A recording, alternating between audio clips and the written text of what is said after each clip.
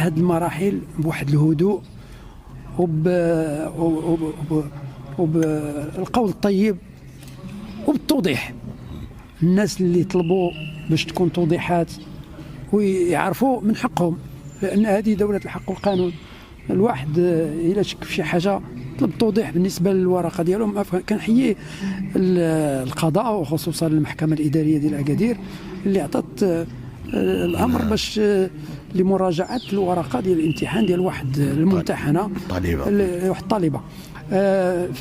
ولكن من جهة أخرى السلطات العمومية وعلى رأس وزير العدل، كنت تمنيت أنا وزير العدل ما يكونش عنده هذا رد فعل اللي هو نفسه اعتذر عليه، ولكن هذاك كيدير شوية ديال التوتر، لأن رد فعل من هنا رد فعل من هنا ما بقاش الأمور كتمشي في الاتجاه السليم باش نعرفوا المشكل فينا هو ونحلوا هذا المشكل. فالجميع يتعاون باش نخرجوا من هذه المرحلة بسلام إن شاء الله.